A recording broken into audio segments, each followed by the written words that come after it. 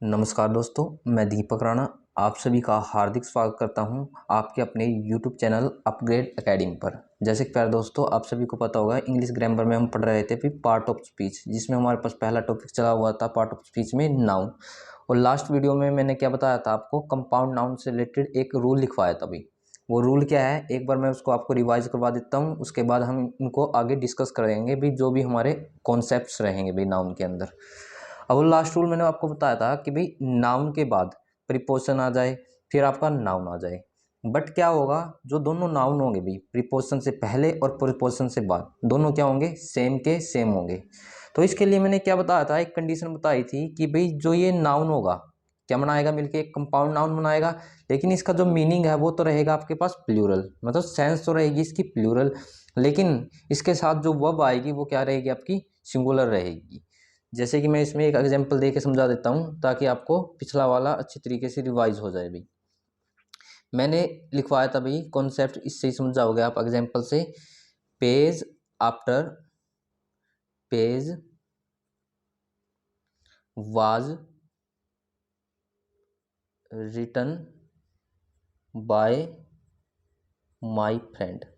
अब इस एग्जांपल समझिए भाई, जो मैंने लास्ट कॉन्सेप्ट बताया था आपको, इसमें मैंने क्या बोला था अभी आपको कि ये जो पेज है ये क्या है, आपका एक नाउन है, और आफ्टर क्या है, एक प्रीपोजिशन है। ये पेज क्या है, एक नाउन है। मतलब मैं ये बता रहा हूँ आपको, प्रीपोजिशन से पहले जो नाउन होगा और जो प्रीपोजिशन से बाद नाउन होगा दोनों आपस में क्या होंगे, सेम होंगे। और इसमें मैं आपसे बोल रहा हूँ कि भाई जो ये कंप्लीट है भाई, क्या है भाई, ये कंप्लीट बनकर क्या बना रहा है, आपका एक कंपाउंड नाउन बना रहा है भाई। लेकिन मैं बात करूँ इसकी सेंस की, तो इसकी जो सेंस है वो रहेगी आपके पास प्लूरल। कैसी सेंस रहेगी, प्लूरल। लेकिन मैं बात करूं यहाँ पे वर्ब की, यानी क्रिया की, जो वर्ब है वो रहेगी आपके पास यहाँ पे क्या, सिंगुलर। क्या रहेगी, सिंगुलर। कभी आप ये सोचो कि भाई ये चीज़ में मेरे पास सिंगुलर है तो यहाँ तो सिंगुलर आना ही है, ऐसा नहीं है भाई। ये जो चीज़ है आपकी प्लूरल सेंस देती है, बट क्या है यहाँ पे वर्ब क्या आती है आपके पास, सिंगुलर आती है। यहाँ पेज आफ्टर पेज का मतलब ये नहीं है कि भाई पेज के बाद पेज, इसका मतलब क्या है, बहुत सारे पेज। और जब आपको पता है बहुत सारे पेज होंगे तो सेंस कैसी रहेगी, प्लूरल रहेगी। तो ये था भाई हमारे पास लास्ट कॉन्सेप्ट। अब चलते हैं भाई नाउन के अंदर ही हमारे पास नेक्स्ट टॉपिक रहेगा। क्या डाल देंगे हम, नेक्स्ट टॉपिक वाला हेडिंग डाल देंगे। अब ये नेक्स्ट टॉपिक क्या रहेगा, इसमें हम समझेंगे नाउन केसेस के बारे में। किसके बारे में समझेंगे भाई, नाउन केसेस। अब पहला केस क्या रहेगा इसके अंदर, आपका पहला केस रहेगा अभी नॉमिनेटिव नोमिनेटिव केस भी। और इस नॉमिनेटिव केस को दूसरे किस नाम से जाना जाता है, आपका सब्जेक्टिव केस के नाम से। किस नाम से, सब्जेक्टिव केस के नाम से। ये चीज़ मैंने आपको ऑलरेडी बता दी है भाई, सब्जेक्टिव तो मैंने बता रखा था, बट आपको ये नहीं पता होगा भाई नॉमिनेटिव क्या होता है। एक बार मैं इसको लिखवा देता हूँ, फिर एक एग्जाम्पल देके मैं आपको समझाता हूँ कि भाई कैसे नॉमिनेटिव बनेगा, ये कैसे आपका जो दूसरा केस है मैं जो मैं अभी आपको बताऊंगा वो बनेगा। कहने का मतलब ऑब्जेक्टिव केस। अब सेकंड केस आता है नाउन केसेज में हमारे पास एक्यूसेटिव केस भी। क्या आएगा, एक्यूसेटिव केस। और इसे किस अन्य नाम से जानते हैं भाई हम, ऑब्जेक्टिव केस के नाम से। किस नाम से, ऑब्जेक्टिव केस। अभी कोई आपसे पूछने लगे कि भाई एक एग्जांपल दे दे और मुझको बताए कि भाई इसमें एक्यूसेटिव केस कौन सा होगा भाई, कभी आप कंफ्यूज हो जाए भाई ये क्या पूछ रहा है। कंफ्यूज नहीं होना, आपको समझ जाना है कि वो किसके बारे में पूछ रहा है हमसे, ऑब्जेक्टिव केस के बारे में पूछ रहा है। अब देखिए भाई इन दोनों को मैं आपको एक एग्जांपल देके समझाता हूँ। अब जैसे मैंने यहाँ एग्जांपल लिखा, साहिल हेल्प्ड राधा। क्या लिखा मैंने यहाँ पे, साहिल हेल्प्ड राधा। अब इससे समझना, अब हम कैसे पहचान करेंगे कि भाई इसमें कौन सा नॉमिनेटिव केस होगा और कौन सा सब्जेक्टिव केस होगा। अब मुझको इसमें बताइए कि जो मैंने एग्जांपल लिखा है, सेंटेंस लिखा है आपके सामने, कि वर्ब क्या है इसके अंदर। आप बोलोगे ये मेरे पास है वर्ब, और जो वर्ब से पहले होता है वो कौन सा केस कहलाता है, आप बोलोगे सब्जेक्टिव केस कहलाता है। और सब्जेक्टिव केस को ही हम क्या बोल देते हैं, नॉमिनेटिव केस बोल देते हैं। तो ये तो हो गया आपके पास नॉमिनेटिव केस। और जो वर्ब के बाद होता है भाई उस केस को हम क्या बोलते हैं, आप सभी बोलेंगे ऑब्जेक्टिव केस बोलते हैं। और ऑब्जेक्टिव केस का दूसरा नाम क्या था आपका, आप बोलोगे एक्यूसेटिव केस भी। तो कहने का मतलब समझने वाली बात क्या है भाई, अभी आपसे कोई पूछने लगे नॉमिनेटिव क्या होता है, तो आप बोलोगे सब्जेक्टिव को ही हम नॉमिनेटिव बोलते हैं। और कोई आपसे पूछने लगे भी एक्यूसेटिव क्या होता है, तो आप बोलना कि भी ऑब्जेक्टिव को ही हम क्या बोलते हैं, एक्यूसेटिव केस बोलते हैं। अब चलते हैं इसमें भाई नाउन केस में अपने थर्ड केस की तरफ। अब थर्ड केस क्या रहेगा इसके अंदर आपका, वोकेटिव केस। कौन सा केस रहेगा, वोकेटिव केस। अब ये क्या होता है अभी, अब पहले तो इस चीज को लिख लीजिए 1 मिनट के लिए आप, टू एड्रेस समवन। मैं अभी समझाता हूँ इस चीज को, एक बार लिख लिए, नोट डाउन कर लीजिए इस चीज को, टू एड्रेस समवन। अभी मैंने ये चीज क्या लिखी भाई वोकेटिव केस में, to address someone. To address someone का मतलब ये होता है किसी को किसी नाम से पुकारना। क्या बोला मैंने, किसी को किसी नाम से पुकारना क्या कहलाता है आपका, वोकेटिव केस कहलाता है अभी। जैसे कि मैं एग्जाम्पल देके इसको क्लियर कर देता हूँ आपका। मैंने यहाँ पे एग्जाम्पल लिखा, वी कॉल्ड पंकज पिंकू। क्या लिखा मैंने, आपके सामने ये एक एग्जाम्पल लिख दिया। अब इस एग्जाम्पल को समझिए भी मैंने क्या लिखा है अभी, और ये चीज क्या लिख रखी है मैंने, टू एड्रेस समवन। अब यहाँ पे देखना भाई, मैंने आपको कुछ अभी बताया ना भी वोकेटिव क्या होता है, किसी को किसी नाम से पुकारना क्या कहलाता है, वोकेटिव कहलाता है। तो यहाँ देखिए जो पंकज है, हम पंकज को क्या कहकर पुकारते हैं, आप सभी बोलोगे पिंकू कहकर पुकारते हैं अभी। क्या कहकर पुकारते हैं अभी, पिंकू कहकर पुकारते हैं। किसको पुकारते हैं, पंकज को। तो कहने का मतलब जो यहाँ पंकज है अभी, पंकज का वोकेटिव केस क्या रहेगा आपके पास, आप बोलोगे पिंकू। तो यही चीज क्या कहलाती है, टू एड्रेस समवन, यानी किसी को किसी नाम से पुकारना। आई होप आपको ये वोकेटिव केस समझ में आया होगा भाई। अब चलते हैं इसमें हम नेक्स्ट केस की तरफ भाई। ये रहेगा आपके पास केस नंबर 4। लिखो या फिर डायरेक्ट यही लिख लो आप। और ये केस नंबर 4 क्या रहेगा आपके पास, जेनिटिव केस भाई। कौन सा केस होगा, जेनिटिव केस। अभी आप पूछेंगे भाई ये जेनिटिव केस क्या है भाई, लेकिन जब मैं इसका दूसरा नाम लिख दूंगा ना, आप तुरंत बता दोगे भाई हाँ ये तो हमने पढ़ा था भाई। देखिए इसका दूसरा नाम होता है पॉजेसिव केस। सुना है ना इसका नाम, मैंने पीछे कई बार इसका जिक्र भी किया है अभी। कौन सा केस है अभी, पॉजेसिव केस। कहने का मतलब पॉजेसिव को ही हम क्या बोलते हैं, जेनेटिव केस बोलते हैं अभी। अब इसमें क्या होगा अभी, आप सभी को पता होगा, जिसमें अधिकार दिखाया गया हो भी, जिसमें पोजेशन दिखाया जाता है, वो केस कौन सा कहलाता है, पॉजेसिव केस कहलाता है। यानी इसमें मैं लिखवा देता हूं आपको, जिसमें पोजेशन दिखाया गया हो भी, दिखाया गया हो। पोजेशन का मतलब क्या होता है, अधिकार दिखाया गया हो। वो केस कौन सा होगा आपके पास, जेनिटिव केस होगा भाई। अब हम यहाँ पे बात करते हैं भाई, क्योंकि यहीं से हमारे पास मेन कॉन्सेप्ट उठेंगे नाउन केसेस में भी। अब ये जो पोजेशन है हम दो तरीकों से दिखा सकते हैं भाई। कितने तरीकों से दिखा सकते हैं पोजेशन, दो तरीकों से। एक तो क्या है, एपोस्ट्रोफ एस लगा के। देखिए इसको हम कंप्लीट को क्या बोलते हैं, एपोस्ट्रोफ एस बोलते हैं। और सेकंड क्या है भाई, हम अपने अधिकार को ऑफ लगाकर भी बता सकते हैं भाई। कैसे बता सकते हैं भाई, ऑफ लगाकर भी बता सकते हैं। तो इस तरीके से हम क्या दिखाते हैं, अपना पोजेशन दिखाते हैं किसी चीज के ऊपर। तो बस हमको अब क्या करना है, इन दोनों चीज को ही डिटेल से पढ़ना है। तो यहाँ पे आप हेडिंग डाल लोगे भाई, वो हेडिंग क्या रहेगा आपके पास, यूज ऑफ। पहले हम डिटेल से पढ़ेंगे किसको, एपोस्ट्रोफ एस को, और फिर पढ़ेंगे हम किसको, ऑफ को भी। तो मैंने यहाँ लिखा यूज ऑफ एपोस्ट्रोफ एस भी, एपोस्ट्रोफ एस भी। और इसको इन शॉर्ट में कैसे लिखा जाता है, इस तरीके से। अब समझते हैं भाई इसके केसेस को, यानी इसके कॉन्सेप्ट को भी। और एपोस्ट्रोफ एस का यूज हम कहाँ कहाँ पे करेंगे और किस सिचुएशन में करेंगे भाई। अब यहाँ पे देखिएगा भाई, जो पहला कॉन्सेप्ट है भाई वो क्या रहेगा इसके अंदर आपका।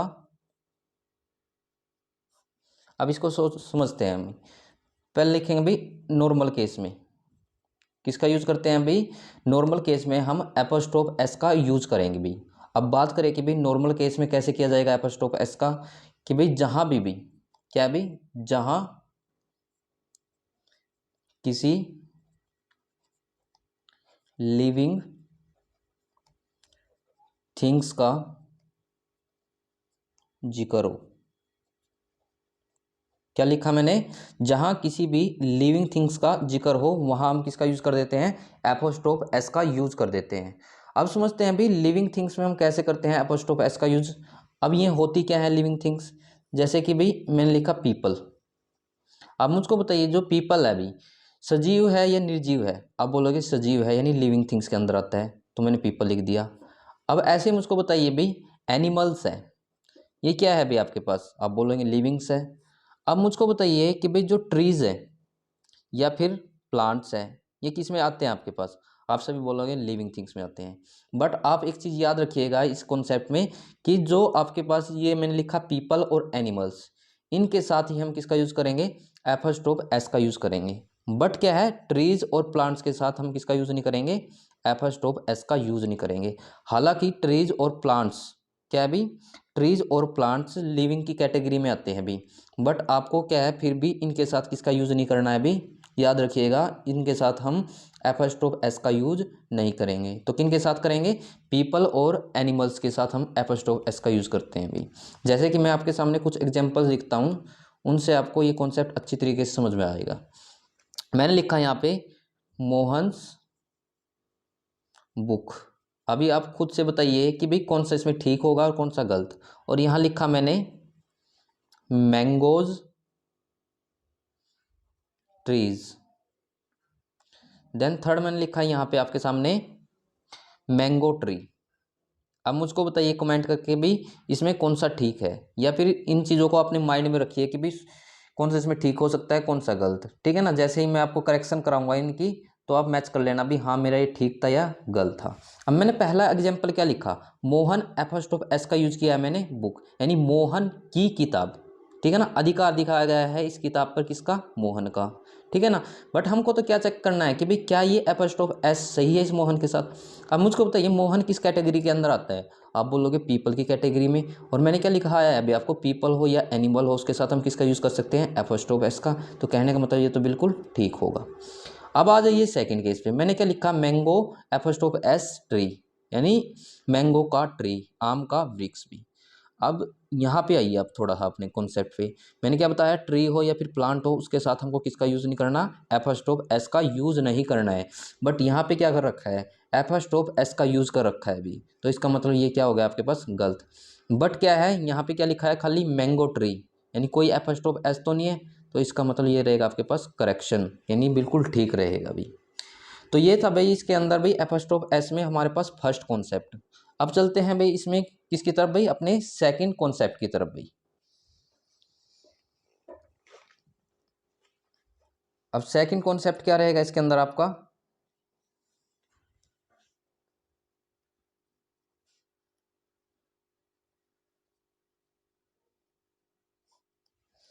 अब इसको समझिएगा भाई। अब कुछ नाउन ऐसे होते हैं भाई जिनकी एंडिंग किससे होती है, आपकी हिसिंग साउंड से होती है। तो पहले मैं इस कॉन्सेप्ट को लिखवाता हूं, उसके बाद इस चीज़ को मैं आपको समझाता हूं, ठीक है ना। आप साथ के साथ इन चीज़ों को नोट डाउन करते रहिएगा भाई। कुछ नाउन्स ऐसे होते हैं जिनकी एंडिंग यानी एंडिंग का मतलब समाप्ति किससे हो, हिसिंग साउंड से हो। तो इस केस में क्या है भाई, इस केस में हम एपोस्ट्रोफ एस का यूज ना करके भी, यूज न करके किसका यूज करेंगे भाई, खाली एपोस्ट्रोफ का यूज करेंगे। ये साइन होता है एपोस्ट्रोफ का, मैंने बोला खाली एपोस्ट्रोफ न कि एस, किसका यूज करेंगे, खाली एपोस्ट्रोफ का यूज करेंगे। पहले तो मैं इस कॉन्सेप्ट को समझा देता हूँ, उसके बाद मैं एग्जाम्पल देके इस कॉन्सेप्ट को आपका क्लियर कर देता हूँ भाई। अब मैंने क्या लिखा आपके सामने, मैंने लिखा है अभी कुछ नाउन्स ऐसे होते हैं जिनकी एंडिंग हिसिंग साउंड से होती है। अभी आप सोचेंगे भाई ये हिसिंग साउंड क्या आ गया, अभी हिसिंग साउंड वे साउंड्स होती है भाई जो किससे समाप्त हो भाई, स की साउंड से समाप्त हो भाई। यानी जहाँ भी आपको लास्ट में, मैंने लिख नहीं रखा भाई एंडिंग में यानी लास्ट में स की साउंड सुनाई दे, तो वो जो नाउन है यानी उस नाउन के अंदर कौन सी साउंड इंक्लूड होगी, आप बोलोगे हिसिंग साउंड इंक्लूड होगी। तो उस केस में मैंने आपको बोला है कि भी आपको एपोस्ट्रोफ एस का यूज नहीं करना है भी, तो किसका करना है, खाली एपोस्ट्रोफ का यूज करना है भी। तो आई होप आप इस चीज़ को समझ गए होंगे कि भाई ये हिसिंग साउंड होती क्या है। भी मैं दोबारा रिपीट करता हूँ, जिसमें भी नाउन के लास्ट में आपको सै की साउंड सुनाई दे, भी किसकी साउंड सुनाई दे, सै की साउंड सुनाई दे, तो उस केस में हम किसका यूज नहीं करेंगे, एपोस्ट्रोफ एस का यूज नहीं करेंगे। किसका करेंगे, खाली एपोस्ट्रोफ का यूज करेंगे। अब समझते हैं इस चीज़ को हम एग्जाम्पल से। हम जैसे कि मैंने यहाँ पे लिखा है आपके सामने एग्जाम्पल, आप खुद से ट्राई कीजिए, अपने दिमाग से सोचिए, क्योंकि मैंने कॉन्सेप्ट ऑलरेडी आपको समझा दिया अभी कि भाई इनमें से कौन सा गलत हो सकता है, कौन सा सही हो सकता है। पहले लिखा मैंने यहाँ राकेश कार, और सेकंड लिखा मैंने यहाँ पे राकेश कार, और थर्ड मैंने यहाँ पे लिख दिया जैसे कि राम एफस्टॉप, और यहाँ लिख दिया भी कार। अब इन तीन एग्जाम्पल्स में मुझको बताइए कौन सा सही है, कौन सा गलत है। पहले मैंने लिखा राकेश एपोस्ट्रोफ एस दे के कार, सेकंड लिखा मैंने राकेश खाली एपोस्ट्रोफ कार दे के, और थर्ड लिखा मैंने राम एपोस्ट्रोफ कार। तो मुझको बताइए कि भी कौन सा सही है, कौन सा गलत है। यदि मैं चलूँ इसके फर्स्ट एग्जाम्पल पे, यहाँ क्या है राकेश, अब प्रोनाउंसिएशन कीजिए राकेश की, लास्ट में किसकी साउंड सुनाई दे रही है आपको, आप बोलोगे सै की साउंड सुनाई दे रही है। और जिसके भी लास्ट में आपको सै की साउंड सुनाई दे, क्या भी, जिसके भी लास्ट में आपको सै की साउंड सुनाई दे, उसके साथ मैंने आपको क्या बताया अभी, एपोस्ट्रोफ एस का यूज नहीं करना है। तो किसका यूज करना है, खाली एपोस्ट्रोफ का यूज करना है। तो कहने का मतलब यहाँ एपोस्ट्रोफ एस दे रखा है, तो ये लिखना तो बिल्कुल गलत होगा। कहने का मतलब पहला एग्जाम्पल गलत है, लेकिन जैसे ही मैं सेकंड पे गया, यहाँ पे क्या लिख रखा है आपको, राकेश, और ये खाली क्या है, एपोस्ट्रोफ है भी, कहीं भी एस तो नहीं है, तो इसका मतलब ये रहेगा हमारे पास बिल्कुल करेक्ट। लेकिन मैंने तीसरे नंबर पे लिखा आपको के सामने राम एपोस्ट्रोफ कार भी, क्या लिखा, राम एपोस्ट्रोफ एस कार। अब यहाँ लास्ट में कहीं भी आपको हिसिंग साउंड यानी सै की साउंड तो नहीं सुनाई दे रही है अभी, तो इसका मतलब यहाँ से जो ये एग्जाम्पल रहेगा हमारे पास बिल्कुल करेक्ट रहेगा। लेकिन इसमें भी कहीं भी सै की साउंड सुनाई दे जाती, तब यहाँ पे एस लगाना बिल्कुल गलत हो जाता। अब नहीं है, नॉर्मल है, तो खाली क्या करो आप, एपोस्ट्रोफ एस का यूज कर दो। तो इस तरीके से हम इन चीज़ों की करेक्शन कर लेंगे भी। तो ये था भाई हमारे पास एपोस्ट्रोफ एस में सेकंड कॉन्सेप्ट। अब चलते हैं भाई इसमें ही हम थर्ड कॉन्सेप्ट की तरफ भी। अब ये क्या रहेगा आपके पास थर्ड कॉन्सेप्ट, अब समझिएगा भाई। अब कुछ नाउन क्या होते हैं भाई, कुछ क्या भाई, बहुत से नाउन होते हैं, बस आप इस कॉन्सेप्ट को समझ लीजिएगा भाई। कुछ में मतलब हर टाइप का नाउन आ जाएगा जो मैं अभी आपको लिखवाने वाला हूँ। कुछ नाउन ऐसे होते हैं जो एस या ईएस लगाने से, क्या हो भाई, लगाने से प्लूरल बनते हैं भी। मैं अभी कुछ देर में इस कॉन्सेप्ट को समझाऊंगा, एक बार इसको नोट डाउन कर लीजिए। कुछ नाउन ऐसे होते हैं जो एस या ई एस लगाने से प्लूरल बनते हैं, तो इन नाउन के साथ हम केवल और केवल किसका यूज करेंगे, केवल एपोस्ट्रोफ का ही यूज करेंगे, यानी एपोस्ट्रोफ एस नहीं लगाना है भी। इसका रीजन आप समझ गए होंगे भी इस कॉन्सेप्ट से ही भी, क्यों करेंगे हम यहाँ पे एपोस्ट्रोफ का यूज भी। तो एक बार लिख लो इस चीज को, खाली एपोस्ट्रोफ का यूज करेंगे भी, करेंगे। अब मैं इसको देखिए, पहले कंसेप्ट को समझाता हूँ आपको, फिर मैं इसका एग्जाम्पल दूंगा, जिससे कि आपको ये चीज़ अच्छी तरीके से समझ में आ जाए। मैंने कॉन्सेप्ट में क्या लिखा कि भाई कुछ नाउन ऐसे होते हैं जो एस या एस लगाने से प्लूरल बनते हैं। जैसे कि मैंने लिखा बॉय, बॉय क्या एक नाउन है, इसका प्लूरल कैसे बनेगा, बॉयज, यानी एस लगाने से प्लूरल बना है। तो मैंने क्या बोला है, जो भी एस या एस लगाने से प्लूरल बनेगा, तो उस केस में जो प्लूरल बना है, खाली हम किसका यूज करेंगे, एपोस्ट्रोफ का यूज करेंगे भाई। ठीक है ना, किसका यूज करेंगे, एपोस्ट्रोफ का यूज करेंगे, वहां पे एपोस्ट्रोफ एस का यूज नहीं करेंगे। अभी इसका रीजन क्या था, इसका रीजन मैंने अभी आपको राकेश वाले एग्जांपल में बताया, क्योंकि जब आप किसी भी नाउन के लास्ट में एस या ई एस लगा देते हो, तो उससे किसकी साउंड प्रोड्यूस होती है, तो आप बोलोगे उससे हमारे पास हिसिंग साउंड प्रोड्यूस होती है। और जब हिसिंग साउंड प्रोड्यूस होती है, तो मैंने सेकंड कॉन्सेप्ट में आपको बताया है, वहां पे हम एपोस्ट्रोफ एस का यूज नहीं करते, किसका यूज करते हैं, खाली हम एपोस्ट्रोफ का ही यूज करते हैं भी। देन इसमें आप आगे क्या लिखोगे भी, यहाँ पहले 1 मिनट के लिए लिख लो, उसके बाद मैं क्या करूँगा, इनसे रिलेटेड एग्जाम्पल आपको बता दूंगा भी, कैसे आपको इन चीज़ों को समझना है, कैसे अपने एरर की फाइंडिंग करनी है, पहचान करनी है। लेकिन यहाँ लिखेंगे, लेकिन कुछ नाउन ऐसे होते हैं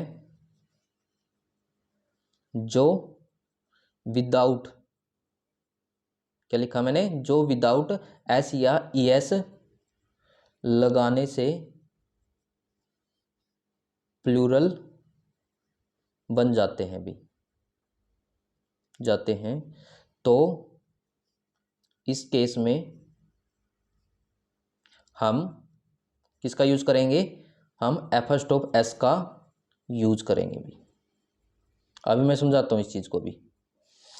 मैंने क्या कॉन्सेप्ट लिखवाया है दूसरे नंबर पे, लेकिन कुछ नाउन ऐसे होते हैं जो विदाउट एस या एस लगाने से क्या बन जाते हैं, प्लूरल बन जाते हैं। अभी कैसे, अब जैसे कि मैंने बोला आपके सामने चाइल्ड बोला, अब चाइल्ड का प्लूरल क्या होता है, सभी को पता होगा इस बात का, ठीक है ना, आपने छोटी क्लासों में पढ़ी होगी ये चीजें। तो चाइल्ड का प्लूरल होता है चिल्ड्रन। तो अब मुझको बताइए क्या भाई जो चाइल्ड है भी उसका प्लूरल एस या एस लगाने से बना है, आप बोलोगे नहीं। तो कैसे बना है, नॉर्मली विदाउट एस या एस लगाने से ये प्लूरल बना है चाइल्ड का चिल्ड्रन, ऐसा ही है ना। तो मैंने इसमें आपको क्या बोला है, जब इसमें एस या ई एस लगाने से ये चीज प्लूरल बन जाती है भी, तो उस केस में हम किसका यूज कर लेते हैं, एपस्ट्रोफ एस का यूज कर लेते हैं। इसका रीजन आपको समझ में आ गया है अभी क्यों करते हैं एपस्ट्रोफ एस का, क्योंकि लास्ट में वहां पे हिसिंग साउंड प्रोड्यूस नहीं होती भी। अभी इन दोनों पॉइंट्स से रिलेटेड मैं आपको क्या लिखवा देता हूँ भाई, एग्जाम्पल लिखवा देता हूँ, जिससे कि आपको ये चीज अच्छी तरीके से समझ में आ जाएगी भाई। जैसे कि मैंने आपके सामने पहला एग्जाम्पल लिखा डॉक्टर्स,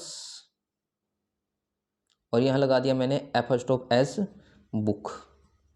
अभी आपको अपने दिमाग में सोचना है कि भाई इनमें से कौन सा एग्जाम्पल ठीक है और कौन सा गलत है। और सेकंड नंबर पे मैंने लिखा डॉक्टर्स एपस्ट्रोफ बुक। ऐसे मैंने क्या लिखा भाई, यहाँ लिखा मैंने मैंस प्रॉब्लम,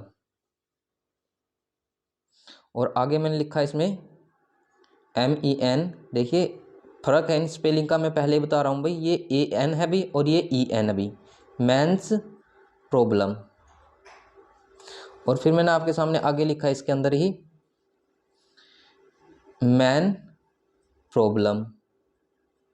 सोचते जाइए अपने दिमाग में भाई कौन से में एरर है और कौन सा सही है इसके अंदर, फिर आप मैच कर लेना भी, या फिर आप अपने आंसर के कमेंट भी कर सकते हो।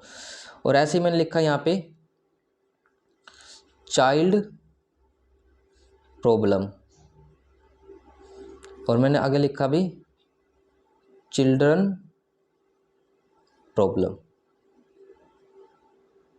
ये मैंने देखो आपके सामने कुछ एग्जाम्पल लिख दिए भी। अब समझते हैं इन एग्जाम्पल को। पहला एग्जाम्पल क्या लिखा मैंने, ये लिखा डॉक्टर्स एपस्ट्रोफ एस बुक। क्या ये सही होगा, आप बोलोगे बिल्कुल गलत होगा। क्यों होगा गलत, मैंने आपको अभी बताया था भी, दिखा देता हूँ एक मिनट के लिए आपको, कि भाई जो नाउन एस या एस लगाने से बनेगा वो हिसिंग साउंड प्रोड्यूस करेगा, और हिसिंग साउंड के साथ हम कभी भी एपस्ट्रोफ एस का यूज नहीं करते। तो यहाँ पे देखो हिसिंग साउंड आ रही है, डॉक्टर्स सै की साउंड अभी, और यहाँ किसका यूज कर रहे हैं हम, एपस्ट्रोफ एस, जो बिल्कुल क्या रहेगा आपके सामने गलत रहेगा। तो कहने का मतलब इस एग्जाम्पल में क्या है, इनकरेक्शन अभी। लेकिन मैं सेकंड की बात करूँ, यहाँ क्या लिखा है डॉक्टर्स खाली एपस्ट्रोफ बुक। अब यहाँ पे क्या है, खाली एपस्ट्रोफ का यूज किया गया है, कहीं भी एस तो नहीं है, तो आप बोलोगे ये रहेगा मेरे पास बिल्कुल सही। लेकिन मैं आगे बात करूँ इसके अंदर मैंने क्या लिखा अभी, मैंस प्रॉब्लम। अब नॉर्मल बात है भाई, कोई प्रॉब्लम नहीं, एपस्ट्रोफ ऐसा आ सकता है, तो ये बिल्कुल ठीक रहेगा। लेकिन मैंने आपके सामने आगे लिखा मैंस प्रॉब्लम। अब ये मैन क्या है भाई, देखो MAN मैन का मतलब होता है सिंगुलर, एक आदमी। MEN का मतलब क्या होता है, एक से ज्यादा व्यक्ति भाई, एक से ज्यादा आदमी। तो यानी कहने का मतलब जिसमें ई लगता है वो तो प्लूरल मैन है, जिसमें ए लगता है वो सिंगुलर मैन है। तो यहाँ तो इसमें एपस्ट्रोफ एस लगा है, और आप बोलोगे अभी हमने पढ़ा है कि भाई प्लूरल के साथ हम एपस्ट्रोफ एस नहीं लगाते, बट मैंने वो बताया है जो नाउन एस या ई एस लगाने से प्लूरल बनेंगे उनके साथ हम कभी भी एपस्ट्रोफ एस का यूज नहीं करते। सेकंड नंबर पे मैंने आपको बताया है जो विदाउट एस या एस लगाने से प्लूरल बनते हैं उस केस में एपस्ट्रोफ एस का यूज कर सकते हैं। तो इसका मतलब ये क्या रहेगा आपके सामने, ठीक रहेगा भी। देखिए मैंने आपके सामने अगला एग्जाम्पल लिखा मैन खाली एपस्ट्रोफ प्रॉब्लम। मैन प्लूरल है और यहाँ खाली एपस्ट्रोफ का यूज किया गया है अभी, लेकिन यहाँ लास्ट में कहीं भी आपको हिसिंग साउंड तो सुनाई नहीं दे रही है अभी। तो कहने का मतलब यहाँ एपस्ट्रोफ एस भी आना चाहिए था, कहने का मतलब इसमें भी इनकरेक्शन होगी भी, और करेक्शन क्या बनेगी, एपस्ट्रोफ एस आएगा तब जाके भी। देन मैंने आगे लिखा है यहाँ पे चाइल्ड्स प्रॉब्लम, एपस्ट्रोफ आ सकता है, नॉर्मल बात है, ठीक है। चिल्ड्रन है, चाइल्ड का प्लूरल हो गया अभी आपके पास चिल्ड्रन, और कहीं भी लास्ट में हमको हिसिंग साउंड नहीं सुनाई देगी, तो इसका मतलब यहाँ एपस्ट्रोफ एस आ सकता है। तो कहने का मतलब ये भी आपके सामने क्या रहेगा, ठीक रहेगा अभी। तो दोस्तों ये थे हमारे पास एपस्ट्रोफ एस से रिलेटेड कुछ कॉन्सेप्ट। अभी इसी वीडियो में हमने कुछ तो कॉन्सेप्ट सीख लिए हैं। अभी मैं आपके सामने कल दूसरी और वीडियो लेके आऊँगा जिसमें हम और डिटेल से एपोस्ट्रोफ एस के बारे में जानेंगे भी, ठीक है ना। कभी आप ये समझो कि भी एपोस्ट्रोफ एस खत्म हो गया। आपको क्या करना है, जितना मैं करवा रहा हूँ इनको अच्छे तरीके से कवर करते रहना है और प्रीवियस वीडियो का रिवीजन करते रहना है भी, क्योंकि प्रीवियस वीडियो से रिलेटेड ही कॉन्सेप्ट आपके यहाँ पे बार बार चल रहे हैं भी। जैसे डिटर्मिनर था भाई, डिटर्मिनर आपका पहले भी मैंने आपको समझाया था, दोबारा फिर जिक्र हो रहा है भाई। पोजेशन वाला आपका मैंने पहले भी समझाया था, दोबारा फिर जिक्र हो रहा है। सब्जेक्टिव केस का पहले भी बताया था, दोबारा फिर जिक्र है। इसलिए आपको प्रीवियस वीडियो करना जरूरी है जिससे कि आपको ये चीज़ें अच्छी तरीके से समझ में आती चले। तो दोस्तों इस वीडियो में इतना ही, कल मिलते हैं अपनी नेक्स्ट वीडियो में अपने नेक्स्ट कॉन्सेप्ट्स के साथ। Thank you very much for watching my video.